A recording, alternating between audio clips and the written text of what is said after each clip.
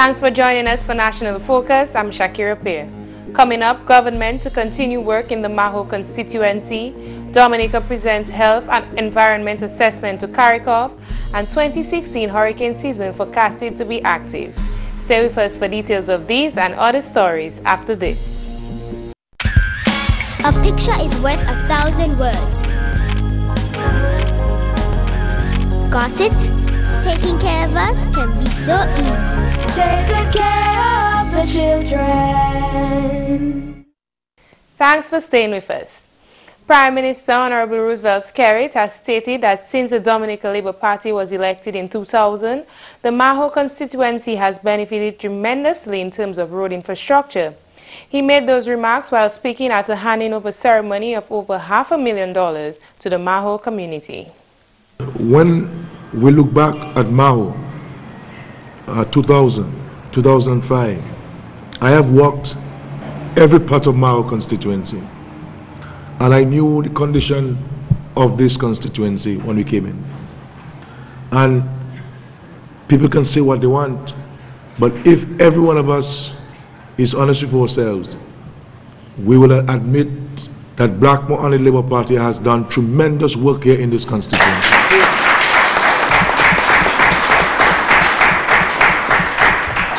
And sometimes we take these things for granted. You understand? We take it for granted.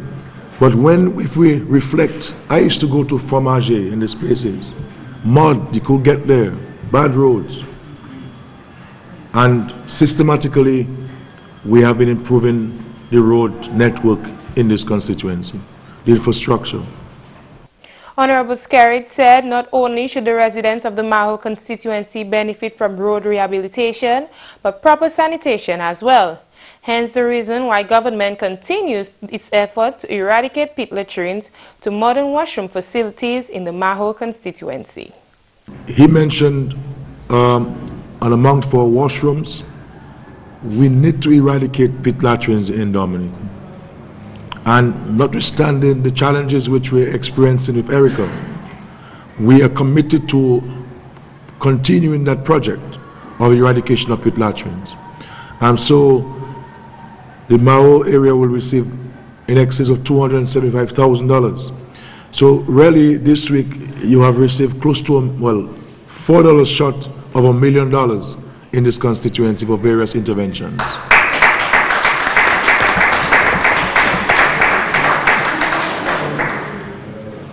So let us continue to work together. The Dominica leader said even after Tropical Storm Erica, large sums of money were spent in the Mahaut constituency. After the storm which affected the West Coast, Mahaut, Massacre and so forth, we spent tremendous sums of money. And had it not been for that intervention by the government, with the advent of Erica, we would have had even a greater disaster in the Mahaut constituency. The Prime Minister presented a check of over $500,000 to the Mahaut Village Council for road infrastructure and youth entrepreneurship last week. Dominica is among 7 Caribbean countries for an over $7 million project for the revision and strengthening of the National Emergency Response Plan for highly pathogenic influenza. The 42-month project, which ends in 2017, includes countries from the Caribbean Forum of African, Caribbean and Pacific States, CARICOF. The other countries are Barbados, Dominica, Grenada, Haiti, Jamaica, St. Lucia and St. Vincent and the Grenadines. The international consultation is funded under the Inter-America Institute for Cooperation on Agriculture, ICA, under the 10th European Development Fund, EDF. Chief Veterinarian Officer Dr. Reginald Thomas revealed that in 2015, the avian influenza entered the Americas, alerting the Ministry of Agriculture of the possibility of introduction and posing a threat to the poultry industry in Dominica. Dr. Thomas outlined the objectives of the exercise. To test the roles and responsibilities, including the public input for reporting and risk mitigation, test policies and practices for biosecurity, quarantine and movement control, test communication between the field, the lab and the command centers. I wanted to raise this and make this public in that the the farmers and others at the border posts, customs, port, they are all part of the system, and recognizing the symptoms or changes in what is normal, and informing the necessary authority with what we are looking for in terms of setting up our system. Officer in charge at the Environmental Health Department for Dyna Carbon encouraged participants at the exercise to prepare themselves for what may be inevitable. Preparedness to prevent the entry of this virus into the country, getting familiar with management procedures to detect the pathogens or the infection by the pathogens in the country. And we know that is where the people who actually produce the poultry and who are with them day to day will be the first set of persons who would need to have that information so they can actually identify the death of poultry. Stamping out the infections once we have recognized it in the country, and that is where we have to also be prepared to ensure that we can manage any infection that comes in country. She says the education of persons dealing with poultry must be continued to ensure that Dominica does not develop a public health problem. I think we need to formalize the cooperation between the Veterinary Division and the Ministry of Health. I think it is a critical component to control any avian influenza and ensure that health can interface to manage the public health concerns together with the Veterinary Division. AICA representative Kent Coppell says the institute is happy to partner with the Ministry of Agriculture. He says poultry production is an important contributor to the livelihood of thousands of people. The socio-economic consequences of an outbreak of avian influenza in the Caribbean could be serious, and the impact on our food and nutrition security can be grave. Since the risk of avian influenza in the Caribbean region is real, advanced planning and preparation at the national and regional levels for animal health emergencies due to avian influenza virus are recommended and are recognized as a core and important functions of all national animal health services. Based on experiences from North America and other regions, planning and practicing for the incursion of avian influenza virus should be ongoing processes. The Honorable Minister for Health and Environment, Dr. Kenneth Daru, presented the Caribbean Climate Outlook Forum with a health vulnerability and adaptation assessment which was completed last year. The assessment is collaboration with the Ministry of Health and Environment, the Caribbean Institute for Meteorology and Hydrology, the Pan American Health Organization, the World Meteorological Organization, and Health Canada. The concluded climate and health vulnerability and adaptation assessment is considered by the Honorable Minister for Health as the cornerstone for mainstreaming climate change adaptation in the health sector.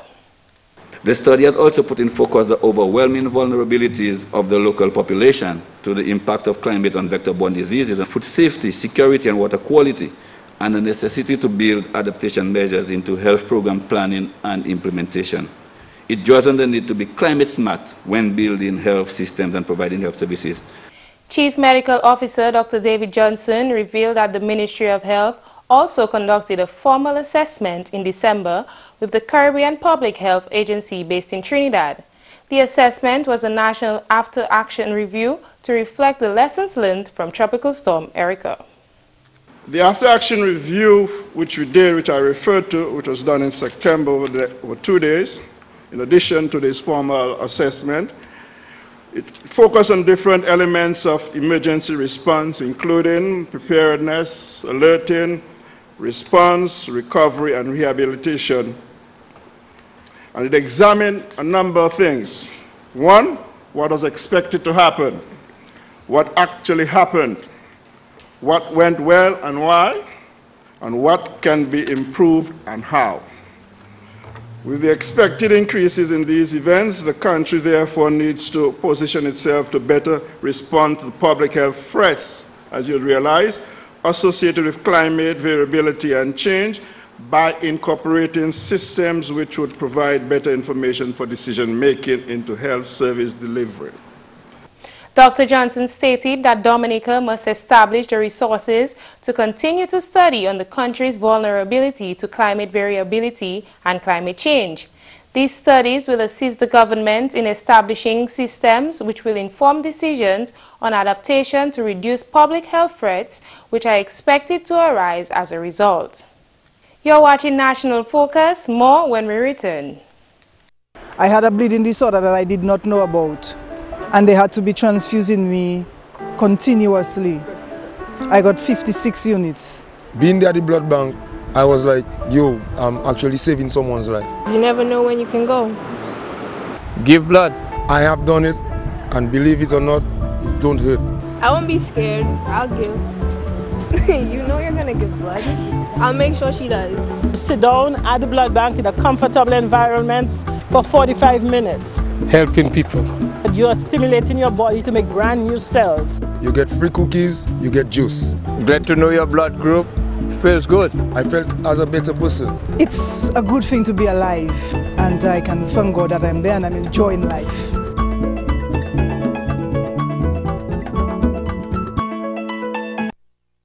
Welcome back. Climatologist with the Dominica Meteorological Service, Annika Joseph, stated that the Caribbean will see a busy hurricane season this year. Joseph presented the hurricane forecast for 2016 during this year's Caribbean Climate Outlook Forum at the Fort Young Hotel on Monday. Carrot informed officials at the forum that this year would present a 52% chance of La Niña conditions from June to August. Drought conditions for the region will gradually be alleviated. The first chart looks at a short-term to mid-term drought condition or drought forecast for the region, and for the period up to August of 2016, there are no drought concerns for most of the region. The second chart looks at a long-term drought alerts for the period December 2015 to November of 2016, and drought concerns are still possible across the Lesser Antilles. She also presented the rainfall probabilistic forecast for the wet season up to November 2016. Both maps look at rainfall probabilistic, where the dark blue areas represents above normal rainfall chances, and the dark brown areas represents below normal rainfall chances. June to November rainfall are forecast to be above to normal in much of the region. Roughly 80% confidence that the second half of the wet season will be wetter or usual in the ABC Islands, Belize, Greater Antilles, and the Leeward Islands. The implications of this forecast are that moist conditions may favor mosquito breeding and chances of high rainfall. In the next 3 months, it is predicted that there will be about 45 to 70 wet days, which may result in surface wetness, disruption of outdoor activities, and increased chances of flash flooding. Between June and August, temperatures will be above to normal both nights and days. This may result in intense heat causing increased health risk from heat exposure and higher than usual energy costs. Meanwhile, the climatologists forecast that a very strong El Niño is fading and is expected to disappear by May or June. La Niña chances are 70% at the peak of the hurricane season between August and October. Clutchback and Gray forecast the probability for at least one major Category 3, 4, or 5 hurricane tracking into the Caribbean, that's at 10 to 20 degrees north latitude and 60 to 88 degrees west longitude, and that's a 40% chance, and this is close to the 20th century average of 42%. The TSR Caribbean forecast, the Lesser Antilles, landfall in numbers in 2016, a possible 2 named storms and 1 hurricane. Tropical North Atlantic Ocean, Caribbean Sea, and Mexico, to include Belize, a possible 12 named storms and 7 hurricanes with 4 intense hurricanes. And finally, in our English version of tonight's package, Honorable Minister for Information, Science, Telecommunications and Technology, Kelvin Daru, said that government remains committed to providing young people with financial assistance to develop their careers. He was addressing the 43rd graduation ceremony of the Youth Skills Training Program last week. Your government remains committed to the development of young people. That is why in 2008, we saw the need to establish the small business unit, because we listened to our people. And the cry was that it was very difficult and challenging for young people to acquire a loan to start up a small business. And ever since the inception of the small business unit, we've invested well over $12 million from 2008 across the country with direct grants and investment to develop emerging businesses and to expand businesses that were already existing. And this is a major investment that this government has made in the lives of our young people. And I want to challenge you this afternoon, young people, those of you who've just graduated this afternoon, to take advantage of the small business unit. Visit the office, speak to the officers there, let them guide you and advise you as to the best approaches that you can take. And we'll provide you the assistance that you need to start up your businesses, to form partnerships and cooperatives, those of you who've done the same skill area, and to see how best you can maximize the opportunities that are there for you.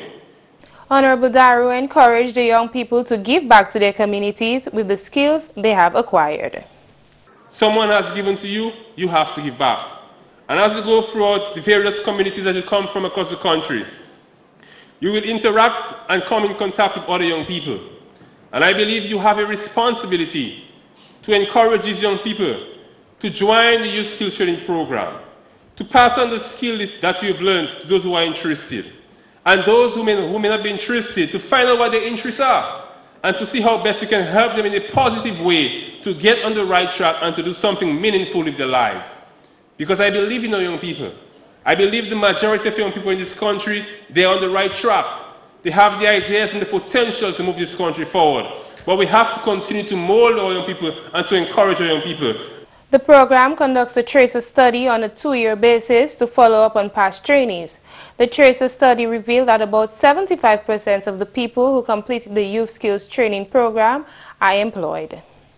And that's the English news. McPherson St. Luce is up next with Creole Highlights. Alors tout le monde, bienvenue à cette nouvelle en créole, non moins c'est McPherson St. Luce. Premièrement, le ministre de l'Agriculture en collaboration et PC Pauvre Aïka, quatre chaînes exercice simulation pour mettre attention à ces avian influenza, ça c'est maladie qui affecte les poultry. Plusieurs habitants poultry Dominique ensemble et puis d'autres officiers qui attendaient un workshop de jours qui a pris place en l'Office des Arts en Jimmet. Dr. Reginald Thomas, chef, Dr. Beth Dominic. Aujourd'hui, nous avons un simulation exercise called avian influenza. Tout le monde déjà savent avian influenza qui a tué poule, mais qui a tué moun aussi. Et puis, ministre de l'Agriculture, les métiers plans, ont avancé plan. Si maladie a venu ici, nous avons identifié maladie, nous avons managé et pour y patcher moun et puis tout pour nous. Selon Dr. Thomas, maladie n'a pas encore arrivé ici, il y a un exception de monde si en tous les cas. Maladie n'est pas à Dominique. Il n'est pas à Dominique, mais il y a un pays qui il y a un pays comme US, United States, Canada, et j'ai venu à Belize, Haiti, Dominican Republic. So nous les Dominique les mettez plan, on avance plan. Si à tout cas il vient ici, nous ça manager maladie. Mais quelle est exactement ce que vous avez mis en place? Nous avons avancé lab nous avons essayé ba information à ces farmers là, moun qui a travaillé puis nous pour tout le monde savent connaître contre maladie ça y pour faire si vini et que comme moun ça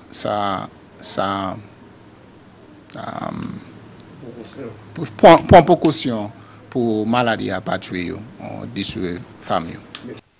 La nouvelle ministre touriste en collaboration et Discover Dominica Authority chain Open Day Tourist compas pour culminer mois activité touriste l'année 2016. Tourism Awareness Day ka bas stakeholders opportunity pour parler et public là ka concerné produit yo ka offert. Plaisir de yote assez showcase et produit à yo en l'occasion gouvernement en was aujourd'hui. Compagnie HHV Research c'était Yondio.